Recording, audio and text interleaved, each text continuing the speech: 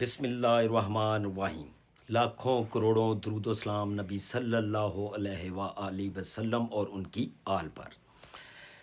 जैसा कि नाजरीन आपको पता है कि पाकिस्तान में इस वक्त सबसे जो बड़ा मौजू बना हुआ है वो जो लंदन में साबिक चीफ जस्टिस ऑफ पाकिस्तान, जिन्हें कहते हुए भी शर्म आती है कि काजी फायज ईसा के साथ जो लंदन में ओवरसीज़ पाकिस्तानियों ने उनका जिस तरीके से इस्तकबाल किया या जिस तरीके से भी उनको आईना दिखाया या उनकी ही बोई हुई फसल उन्हें काटने का मौका फ़राहम किया, उसके बाद एक ही मौजू है हमारी हुकूमत पाकिस्तान का भी, हमारे कुछ पेड एंकर्स का भी, हमारे कुछ टीवी के जो इंसानी हकूक़ के और मुल्क के बहुत ज़्यादा खैर ख्वाह बनते हैं उनका भी, कि काजी फायज ईसा के साथ ये क्या हो गया।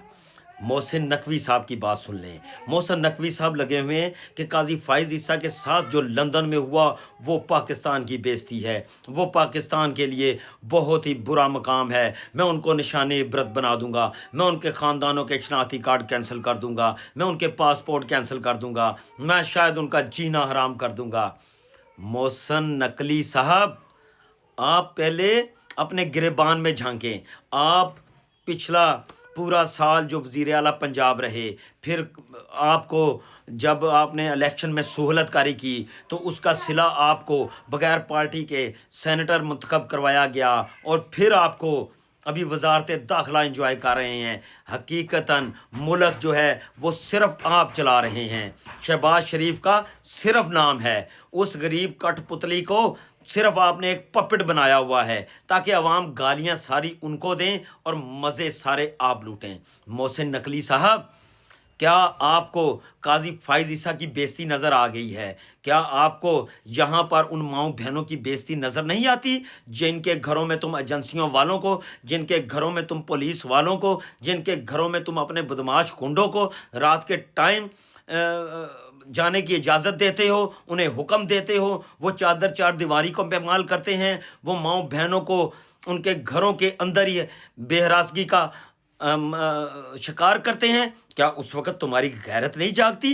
तुम इस मुल्क के, क्या तुम्हें एक चंगेज़ खां की नस्ल से हो? क्या तुम्हें इस मुल्क पर हलाकू खां की सूरत में नाज़िल किया गया है? आपको वो जुल्म और सितम याद नहीं आते हैं जो आप खुद करवाते हो? इमरान खान के वकील इंतज़ार पंजोथा साहब, जो कि इस मुल्क के एक बड़े कानूनदानों में से हैं, उनको इतने दिनों से गायब किया हुआ है, उसका तुम्हें पता नहीं है? उसको अगवा किया हुआ है, इस्लामाबाद हाई कोर्ट हुक्म दे रही है बार बार उनकी बाजियाबी का, और तुम्हारे माथे पे जूं तक नहीं रेंगती।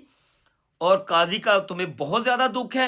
काजी साहब का दुख, मोहसिन नकवी साहब, तुम्हें इसलिए है कि उसने तमाम इलेक्शन में आप लोगों को अपनी छतरी तले बेईमानी करवाई, अपनी छतरी तले फार्म 47 का नया फार्मूला दिया, और वो भुगत रहा है नतीजा।